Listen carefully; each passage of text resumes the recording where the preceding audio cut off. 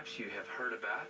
I imagine it's an item that probably has found some coverage on most newscasts along the way. But the House of Representatives just last week passed what is called the Equality Act. And this piece of legislation has come up before, Brother White, and it was defeated. This time around, unfortunately, it has gained steam because though there's support for it in the House, they already passed it. It's going to the Senate. And this is a dangerous piece of legislation as it relates to religious freedom.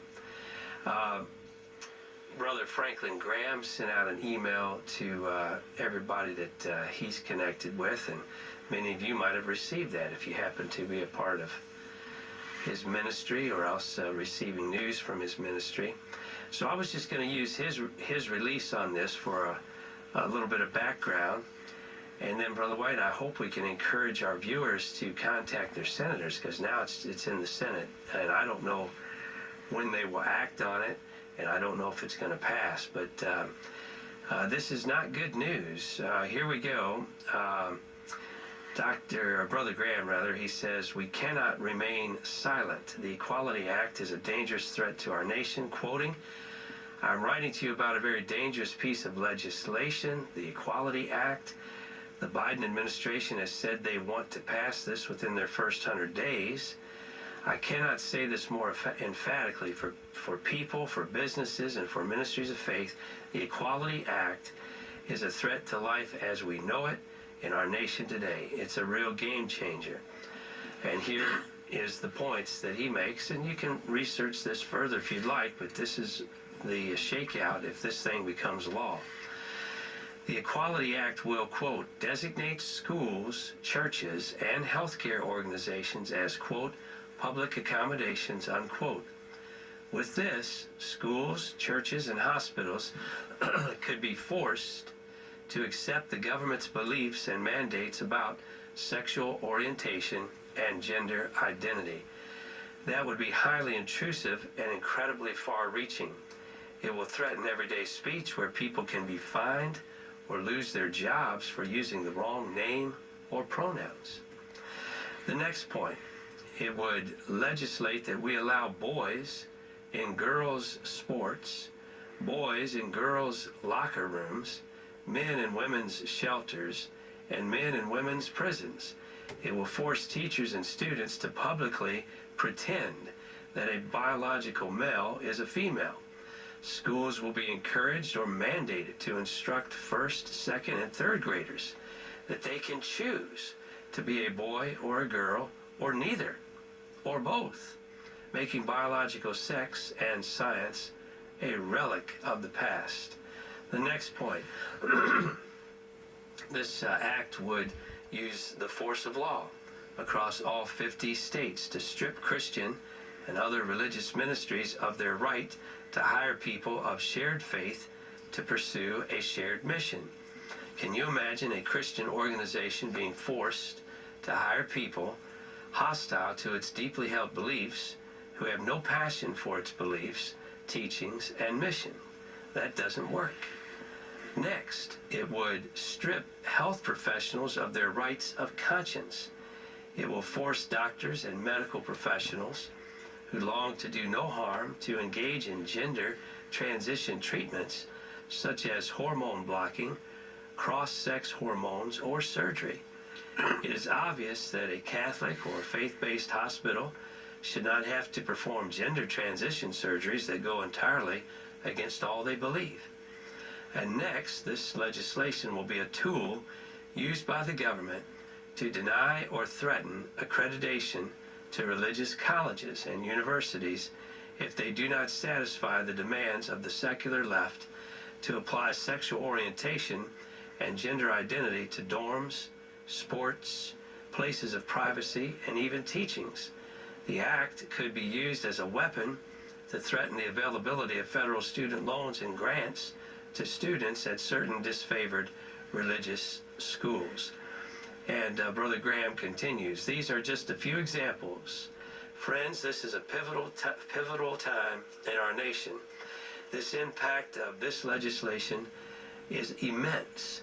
We must not remain silent and accept what we know is wrong.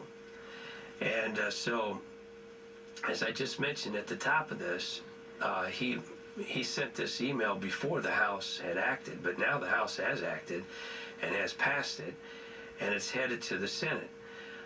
So our brother encourages us. He says people of faith need to pray. We are doing that. I hope many of you have joined us. Churches need to recognize the significance of this and pray corporately, asking for God's intervention and mercy to extend the religious freedoms we have been blessed with for so long. So at this point, what you and I need to do in Ohio and Michigan, or if you see this broadcast somewhere else, listen, we got to contact our U.S. senators. Amen. And we have to let them know how we feel about this and make our voices known. And you can do that very easily through AFA, the American Family Organization, if you need a place to express yourself. ccv.org in Ohio or so forth. There's ample places where you can make your voice known, and they make it pretty easy, because when you get in there and you find how to contact your senator, you just follow the steps. It makes it a little easier if you want to do it online, or you can just call or write directly. But we need to contact our senators as soon as possible. Ladies and gentlemen, what is Harold? What is going on?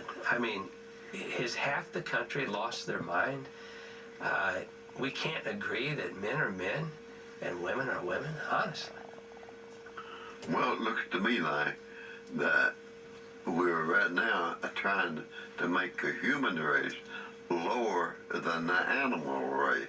The animals all know male from female, but they don't want us to know the difference.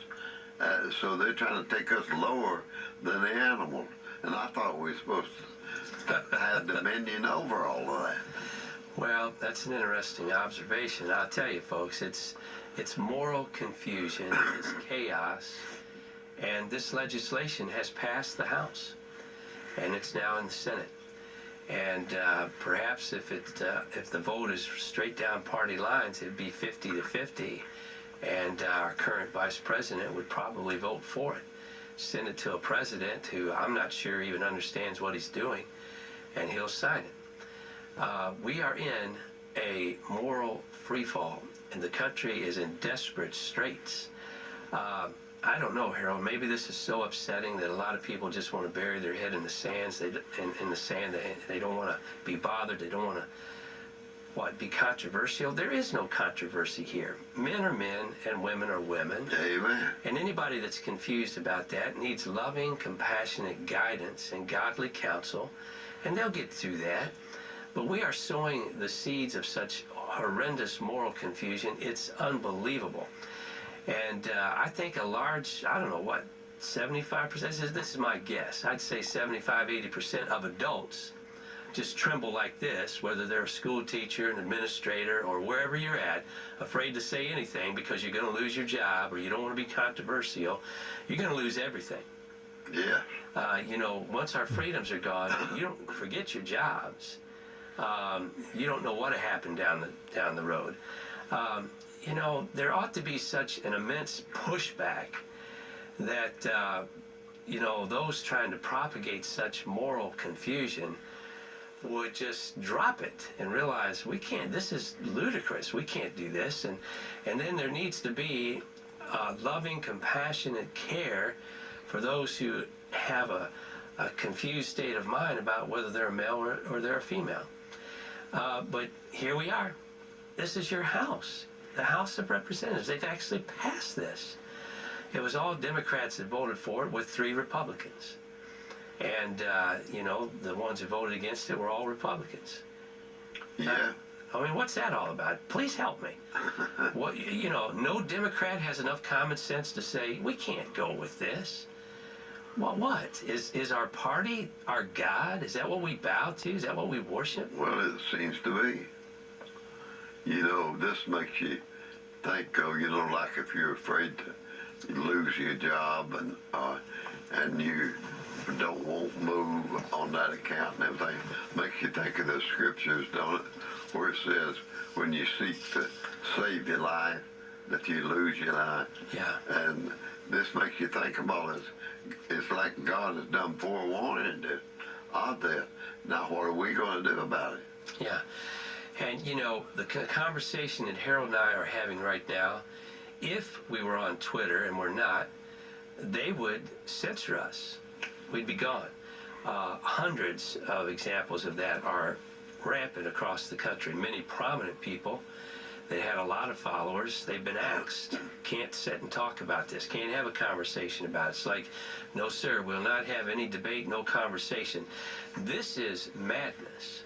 And we better be praying, and I am. I'm sure Harold is. I think many of you are. And we're asking the Lord to deliver us from such moral confusion. It's sad that there's even a debate about this. And now it's very close to becoming law. And if it becomes law, there'll be plenty of challenges in the courts and, you know, just more moral confusion, more upheaval for the country, Brother White. Yeah. Well, you know, if we ever stood for anything, we need to stand for righteousness. And we need to do everything that we know how, and to start off with prayer and fasting. And then if we have to even spend a few dollars out of our pocket, yeah, we're going to have to do whatever it takes in order to see our country even have a little bit of blessing, and instead of going all the way back to what we see other countries. You know, other countries, people leave over to come over here because they have that freedom. And now we're going to shove all this freedom away and then make ourselves like them. They might as well go back. Can't get no worse. Interesting observation, because I've read more than one article from dear people that have come to America. They've departed from communist countries or countries like Venezuela that's fallen apart over the last 5 to 10 years. It's in a royal mess today. Now they're here as citizens, and they're looking around saying, what are you guys doing? You're doing the same things that wrecked our country. Yeah. See, they see it, and I don't know, folks. There's a spiritual battle we understand as believers, and really it comes down to the simplicity of whether or not we're going to fear God or not. It's really, when you boil the conversation down, what is this conversation about male and female? We know that we're males and females. I mean, nature teaches that, but God created us male and female. It's the most basic reality. And it's challenged and mocked, and this madness is foisted upon a whole nation through the power of government, stripping us of our freedoms, and we can't disagree with them. Who are these people? Communist dictators? Tyrants standing over top of us saying, your church, your school, doctors, you can't disagree. If you disagree, we'll put you in jail, take your job. Who are these people? They've made themselves quite known, haven't they? They're a bunch of tyrants. They're not interested in freedom at all. Well, right now, the only thing we can do is contact our senators as far as the practical side. But we need to be praying first, and we're not going to stop praying, and we're asking the Lord to turn this wickedness on its head. The next thing, practically, we're going to ask our senators to vote for common sense. And I know we have one senator in Ohio. I feel like quite confident he'll vote for common sense. And in the case of Sherrod Brown, who's the Democrat in Ohio, we need to ask him if he'll vote for common sense. Is it just we vote Democrat, we vote Republican? Doesn't matter. You know, the party is our God. Buddy, if they say we got to do this, we got to do this. Honest to goodness, folks. Contact your senators and ask them to push this back and say, we can't destroy religious freedom. We can't destroy freedom of conscience in the country. That's right. You know, we're headed that way as fast as the wheels can roll, seems like. And we need to put some brakes on that wheel. Amen. So they don't just keep rolling. All right, I hope you'll move to action today and pay attention, listen to other godly people that are talking about this important issue. We're going to take a break right